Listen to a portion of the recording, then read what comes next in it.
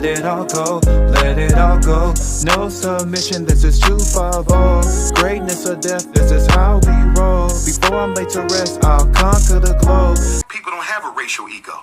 You disrespect Chinese, they gonna come at your ass. You disrespect the European Jews, they gonna come at your ass. You disrespect the Anglo-Saxons, they gonna come at your ass. You disrespect the Arabs, they gonna come at your ass. You disrespect the Mexicans, they gonna come at your ass. You disrespect black folks, we will forgive you, and we will ask you to be more compassionate and understanding and merciful towards us.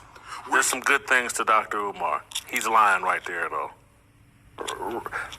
He's preaching racial idolatry, and he's lying. Nobody gets more offended, more upset, more in a tizzy about some insult along racial lines than we do. Everybody else is like, F y'all and keep it moving. Yo, Michael here, 250 Gemstones Exchange. This is where I give you guys great content. And in exchange, you guys leave a like, comment, or subscribe. Hopefully all three of the above, and don't be afraid to share my videos. Pass me around, Facebook, Instagram, all other social media platforms. And if you'd like to support the channel, my Cash App is $MichaelUS. Cash App $MichaelUS. Also check out the website. I have some great merch for y'all. 250gemstones.com.co. And y'all need to stay for the whole video. Tired of y'all creeping and leaving.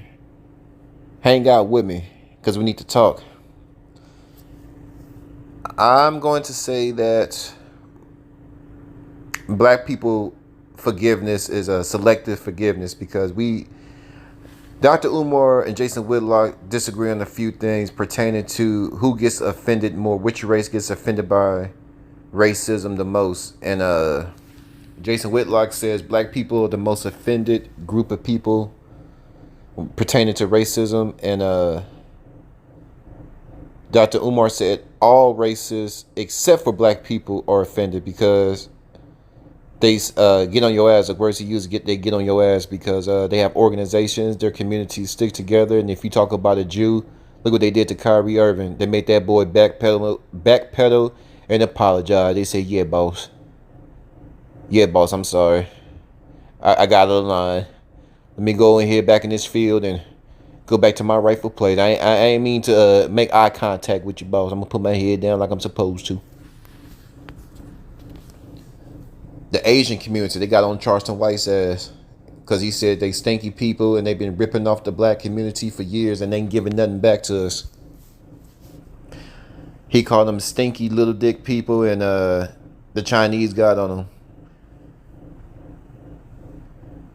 My perspective is that when I say we have selective forgiveness, we forgive. Now, Dr. Umar was right, because we do forgive everybody, every other culture. We backpedal with the Mexicans, as we backpedal with all the other groups. We don't want to start no racial wars. We're not racist. We're trying to be nothing like the white man, but we kill each other up. That's crazy. We don't forgive each other. We will forgive every other race that done us dirty. Dylan Roof killed 8 of us out there. Was that Buffalo? Out there in Buffalo. Drove 4 hours. Was it Buffalo or North Carolina? Well, Dylan Roof, he killed 8 church members, innocent black people, and we ain't do a damn thing. A nigga didn't do a damn thing. George Zimmerman killed that 16-year-old. What's his name again? Hold on, y'all.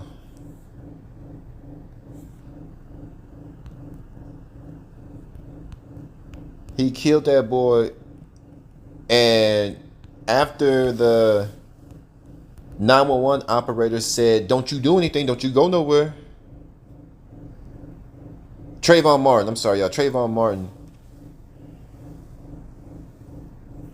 The 911 operator told his crazy behind us to stay where he's at. That's not your job to be chasing down people and gunning down people and taking laws into your own hand. George Zimmerman, and I heard some of his people were lawyers too, but I don't give a damn. He took laws and matters into his own hands and walked off. And then, word on the street, he tried to sell the very gun that he killed Trayvon Martin with. They let him keep the gun. Think about that. A grown man got in a scuffle with a boy, and they told him, "Hey, this teenager acting crazy. I'm gonna call the police. Let them deal with him. Go find his parents." No, he took matters into his own hand after the operation. So the operator knew this. George Zimmerman was safe in his home when he made the call. So the operator knew he was safe when he made the call. The evidence shows he was safe when he made the call, but he took matters into his own hand. And George Zimmerman was allowed to kill young black man in cold blood. I mean, how else can you put it? He notified the police. So when the police said sit your ass down, that means sit your ass down, George Zimmerman. But a nigga didn't do anything. Black educated men, we didn't raise nobody raised hell. And they keep killing our children, our own children, killing our children. Black children killing other black children. Grown-ups killing other grown-ups. Other outside forces trying to wipe us out.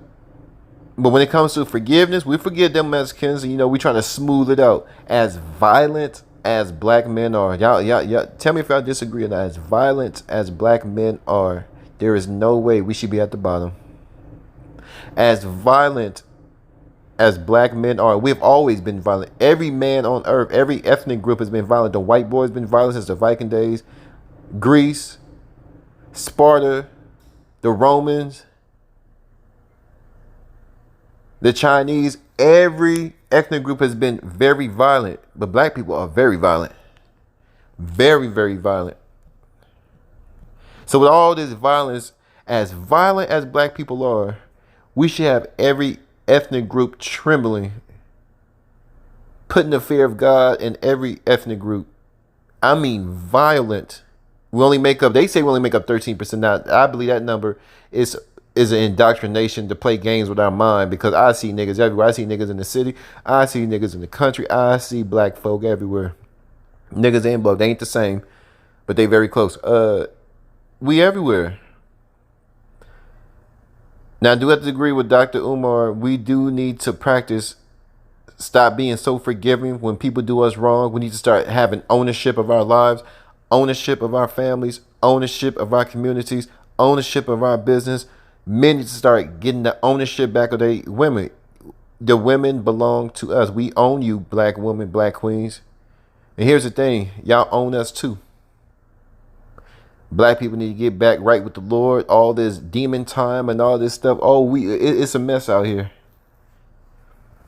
Now, Jason Whitlock said black people be crying racism. Yes, now, Jason Whitlock has a point too. We do be crying. Now, we be boo-hooing like a motherfucker. We be boo-hooing. Oh, Lord, I need a pity party. Oh, Lord, Mr. Charlie on my neck again. I was just trying to go sell me a few keys, trying to sell me a few pounds of that green happy grass, trying to sell a pound of that grass, and Mr. Charlie caught me. They beat me black and blue. And I was just trying to sell some green, to make some green. So what y'all think of the argument? Are y'all on Dr. Umar's side, Jason Whitlock's side, neutral, or do you think they both have a point? I'm gone.